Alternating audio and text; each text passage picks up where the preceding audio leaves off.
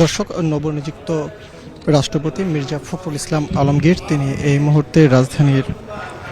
জিয়া উদ্যানে শহীদ রাষ্ট্রপতি জিয়াউর রহমান এবং সাবেক প্রধানমন্ত্রী বেগম খালেদা জিয়ার সমাধিতে তিনি শ্রদ্ধা নিবেদন করছেন এবং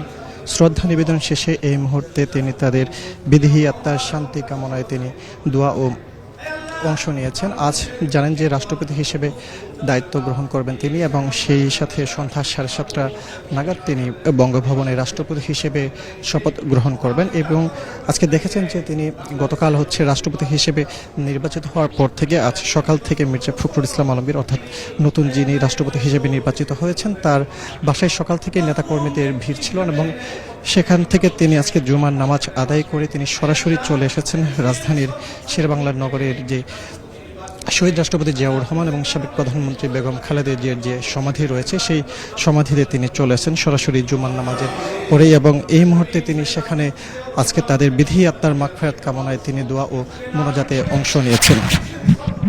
এবং এরপর আজকে সন্ধ্যা 7:30 নাগাদ তিনি বঙ্গভবনে যে শপথের আনুষ্ঠানিকতা রয়েছে সেই আনুষ্ঠানিকতায় তিনি অংশ নেবেন। এবং জানেন যে গতকাল দুপুর 2টা থেকে বিকাল 5টা পর্যন্ত সংসদ ভবনে রাষ্ট্রপতির যে নির্বাচন হয়েছিল সেই নির্বাচনে অংশগ্রহণ করেছেন এবং 255টি ভোট পেয়ে তিনি নবনির্বাচিত রাষ্ট্রপতি হিসেবে দায়িত্ব গ্রহণ করেন। এর আগে কিন্তু আমরা দেখেছি গত 24শে জুলাই রাষ্ট্রপতি পদ থেকে পদত্যাগ করার পর শাহাবুদ্দিন এই রাষ্ট্রপতি পদটি শূন্য হয় এবং 90 দিনের মধ্যে নতুন রাষ্ট্রপতি নির্বাচনের যে বাধ্যবাধকতা ছিল সেটির কারণে গতকাল সংসদে যে রাষ্ট্রপতি নির্বাচন হয় সেটি প্রায় 35 বছর পর সেই নির্বাচন অনুষ্ঠিত হয়, যেখানে তার সাথে প্রতিদ্বন্দ্বিতা করেন 11 দলীয় জোটের যে প্রার্থী ছিলেন অলি আহমেদ। সেই অলি আহমেদ সেখানে তার প্রতিদ্বন্দ্বী হিসেবে ছিলেন, যিনি পেয়েছিলেন 88 ভোট এবং গতকালকে সেই যে নির্বাচনটি হয়েছে সেখানে মোট ভোটার ছিলেন 349 জন, যার মধ্যে 9 জন অনুপস্থিত ছিলেন এবং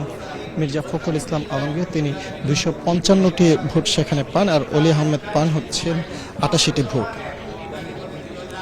সংসদীয় পদ্ধতির যে পুনঃপ্রবর্তনের ফলে 1991 সালে বিএনপি আওয়ামী লীগ প্রার্থী থাকায় সেই সময় কিন্তু রাষ্ট্রপতি পদে যে প্রতিদ্বন্দ্বিতা সেই প্রতিদ্বন্দ্বিতা হয় এবং তারপর গতকাল সেই 35 বছর পর আবারও